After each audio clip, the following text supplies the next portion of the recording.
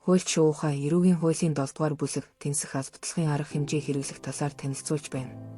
Танилцуулгыг отхон жаргал инх цэцэгнаар бэлдэв.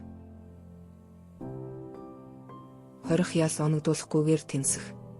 Хөнгөн гэмт хэрэг үйлдсэн хүн гин бурууга хүлээн зөвшөөрч гэмт хэргийн улмаас учруулсан хохирлоо нөхөн төлж хор уушгийг ярилцсан. Эсвэл гэмт хэргийн улмаас учруулсан хохирлоо нөхөн төлөхөө илэрхийлсэн бол гэмт хэрэг үйлдсэн нөхцөл байдал. Гэмт хэрэг үйлдсэн хүний хувийн байдлыг харгалзан тухайн зүйл хэсэг заалтад заасан хорих ясыг оногдуулахгүйгээр 5 жил хүртэл хугацаагаар тэнцэж болно. Эрүүгийн хуулийн тусгай ангид заасан 2 түүнээс дээш гэмт хэргийг санаатай үйлдсэн, эсвэл хорих ялын дээд хэмжээг 5 жилээс дээш хугацаагаар тогтоосон гэмт хэрэг үйлдсэн, эсвэл зохион байгуулалттай гэмт бүлгийн гишүүн гэмт хэрэг үйлдсэн бол тэнцэх заалт хамаарахгүй. Шүүх гэмт хэрэг үйлдсэн нөхцөл байдал, гэмт хэрэг үйлдсэн хүний хувийн байдлыг харгалзан, эрүүгийн хуулийн 7-гийн 3 дугаар зүйлийн 2-3 дахь хэсэгт заасан хэд хэдэн үүрэг хүлээлгэж хязгаарлалт тогтооно. Тэнцсэн хугацаанд хүлээлгэсэн үүргийг биелүүлээгүй, хязгаарлалтыг зөрчсөн бол шүүх тэнцсэн шийдвэрийг хүчингүй болгож ял оногдуулна. Тэнцсэн хугацаанд эрүүгийн хуулийн тусгай ангид заасан санаатай гэмт хэрэг үйлдсэн бол шүүх тэнцсэн шийдвэрийг хүчингүй болгож эрүүгийн хуулийн 6-гийн 8, 6-гийн 9-р зүйлд заасан журмаар ял оногдуулна. Тэнцсэн хугацаанд болгоомжгүй гэмт хэрэг үйлдсэн бол тухайн гэмт хэрэг үйлдсэн нөхцөл байдал, учирсан хохирол, хор уушгийн шинж чанар, гэмт хэрэг үйлдсэн хүний хувийн байдал, үүрэг хүлээлгэх эрх хязгаарлах аль баталгын арга хэмжээ авагдсан хугацаанд хүлээлгэсэн үүргийг биелүүлсэн байдлыг харгалзан, уг аль баталгын арга хэмжээг хүчингүй болгох эсхийг шүүх шийдвэрлэнэ. Тэнцсэн хугацаанд гэмт хэргийн хохирлыг бүрэн төлж шүүхээс хүлээлгэсэн үүргийг биелүүлж эрхийн хязгаарлалтыг зөрчөөгүй ба цаашид үүрэг хүлээлгэх эрх хязгаарлах аль баталгын арга хэмжээ хэрэглэх шаардлагагүй гэж үзүүлдэг. Прокурорын дүгнэлтийг үндэслэн шүүх үүрэг хүлээлгэх эрх хязгаарлах аль баталгын арга хэмжээ авагдсан хугацааг дуусгахаас өмнө ялаас чөлөөлж болно. Тэнцэх хугацаанд шүүхээс хүлээлгэсэн үүрэг тогтоосон хязгаарлалтыг зөрчөөгүй бол прокурорын дүгнэлтийг үндэслэн шүүх ял оногдуулахгүй. Гэмт хэргийн улмаас учруулсан хохирлоо төлөхөө илэрхийлж тэнцэгдсэн хүн хохирлоо нөхөн төлөх хугацааг шүүх тогтооно. Аль баталгын арга хэмжээний төрөл. Шүүх эрүүгийн хуулийн 5-ын 1-р зүйлд заасан ялын зорилгыг хангахад шаардлагатай гэж үзвэл гэмт хэрэг үйлдсэн хүнд ял оногдуулахгүйгээр тэнцэж, эсвэл оногдуулсан ял дээр нэмж үүрэг хүлээлгэх эрх хязгаарлах аль баталгын арга хэмжээ. Эмнэлгийн чанартай аль баталгын арга хэмжээ. Хөрөнгө орлогыг хураах аль баталгын арга хэмжээг хэрэглэж болно. Үүрэг хүлээлгэх эрх хязгаарлах аль баталгын арга хэмжээ. Шүүх гэмт хэрэг үйлдсэн хүний хувийн байдал, гэмт хэрэг үйлдсэн нөхцөл байдлыг харгалзан хэд хэдэн үүрэг хүлээлгэж эрхийн хязгаарлалтыг тогтоож болно. Шүүхээс хүлээлгэх үүрэг. Гэмт хэргийн хор уушгийг ярилцах талаар арга хэмжээ авах. Зан үйлээ засах, хөдөлмөрлөх, дадал олгох сургалтад хамрагдах. Тодорхой ажил үүрэг гүйцэтгэх. Оршин суух газар, ажил сургуулаа өөрчлөх, зорчин явахдаа хяналт тавьж байгаа эрх бүхий байгуулахад урьдчилан мэдэгдэх. Шүүхээс тогтоох хязгаарлалт. Тодорхой газар очих, тодорхой хүнтэй харилцахыг хязгаарлах. Галт зэвсэг өмчлөх, эзэмшихийг хориглох. Согтууруулах ундаа мансууруулах бодис хэрэглэхийг хориглох. Тодорхой төрлийн үйл ажиллагаа явуулахыг хориглох. Шүүхээс хүлээлгэсэн үүргийг биелүүлээгүй, хязгаарлалтыг зөрчсөн бол прокурорын дүгнэлтийг үндэслэн шүүх уг шийдвэрийг хүчингүй болгож ял оногдуулна.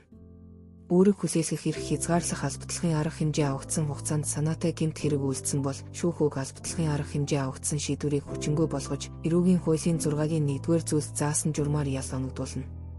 Үүрэг хүлээлгэх эрх хязгаарлах аль баталгын арга хэмжээ авагдсан хугацаанд болгоомжгүй гэмт хэрэг үйлдсэн бол тухайн гэмт хэрэг үйлдсэн нөхцөл байдал, учирсан хохирол, хор уушгийн шинж чанар, гэмт хэрэг үйлдсэн хүний хувийн байдал, шүүхээс хүлээлгэсэн үүрэг хязгаарлалтыг биелүүлсэн байдлыг харгалзан, уг аль баталгын арга хэмжээг хүчингүй болгох эсхийг шүүх шийдвэрлэнэ.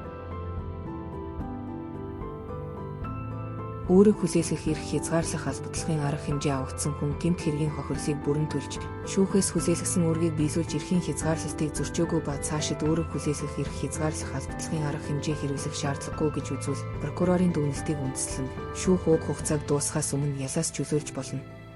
Үүрэг хүсээсгэх эрх хязгаарлах албатлахын арга хэмжээ авагдсан хугацаа дууссаны дараа тухайн хүнд ял оногдуулах эсхийг прокурорын дүгнэлтийг үндэслэн шүүх шийдвэрлэнэ. Үүрэг хүсээсгэх эрх хязгаарлах албатлахын арга хэмжээ авагдсан хүнд хянаст тавих журмыг хуулиар тогтооно. Эмнэлгийн чанартай албатлахын арга хэмжээ. Гэмт хэрэг үйлдэх үедээ хэрэг хариуцах чадваргүй байсан. Гэмт хэрэг үйлдсэний дараа хэрэг хариуцах чадваргүй болсон нөхцөлд шүүхээс эмнэлгийн чанартай албатлахын арга хэмжээ хэрэглэх шийдвэр гаргана. Гэмт хэрэг үйлдэх үедээ хэрэг хариуцах чадваргүй байсны улмаас эмнэлгийн чанартай албатлахын арга хэмжээ авагдсан хүний хэрэг хариуцах чадваргүй байдал ярилсан бол шүүхээс уг албатлахын арга хэмжээг зогсоох тухай шийдвэр гаргана. Гэмт хэрэг үйлдэх үедээ хэрэг хариуцах чадваргүй байсан хүний сэтгцийн байдал нь өөртөө бусдад аюул учруулахааргүй бол шүүх эмнэлгийн чанартай албатлахын арга хэмжээ хэрэглэхгүйгээр сэтгцийн эрүүл мэндийн холбогдох байгууллагад эмчлүүлэх, асран хамгаалагчид халамжлуулахаар шилжүүлж болно.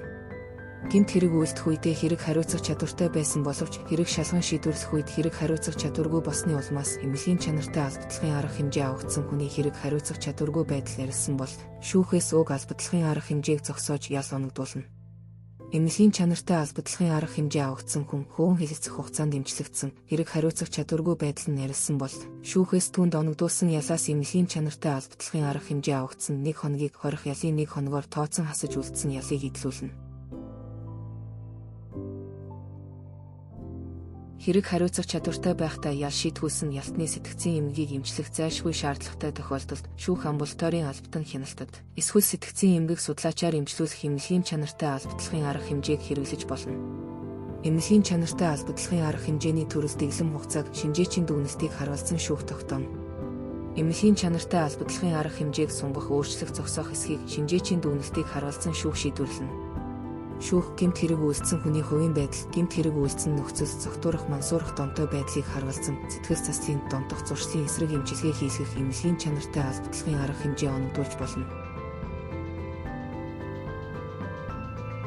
Хөрөнгө орлогыг хураах албатлахын арга хэмжээ. Гэмт хэрэг үйлдэж олсон хөрөнгө орлогыг эсвэл бусдад учруулсан хохирлыг нөхөн төлөвлөх зорилгоор гэмт хэргийн улмаас учруулсан хохирлтой тэнцэх хэмжээний хөрөнгө орлогыг гэмт хэрэг үйлдсэн хүн хуулийн этгээдийн хувьд ногдох хөрөнгө орлогоос албатан гаргуулна. Гэмт хэрэг үйлдэж олсон хөрөнгө орлого гэж Монгол улсад бол эрүүгийн хуулийн тусгай ангид заасан. Гадаад улсад бол тухайн улсын хуулиар 1 жилээс дээш хугацаагаар хорих ял оногдуулахаар заасан гэмт хэрэг үйлдэж шууд бусаар олсон эдийн бус хөрөнгө, түүний үн, түүнээс олсон ашиг орлого, гэмт хэрэг үйлдэхэд ашиглахаар завдсан техник хэрэгслийг ойлгоно. Хураан авсан хөрөнгө орлогыг бусдад учруулсан хохирлыг нөхөн төлөх, хэрэг шалган шийдвэрлэх ажиллагааны зардалд зарцуулна. Гэмт хэрэг үйлдэж олсон хөрөнгө орлогын хэмжээ нь хохирлоос илүү гарсан тохиолдолд улсын төсөвт шилжүүлнэ. Гэмт хэрэг үйлдэж олсон эд зүйл түүний үн, гэмт хэрэг үйлдэхэд ашигласан тээврийн хэрэгсэл унлаг, галт зэвсэг, тусгайлан бэлтгэсэн зэвсгийн чанартай зүйл нь тухайн гин буруутай этгээдийн өмчлөлт байсан нь тогтоогдсон тохиолдолд түүнийг хураан авч хадгалах устгах, гэмт хэргийн хохирол нөхөн төлөхөд зарцуулна.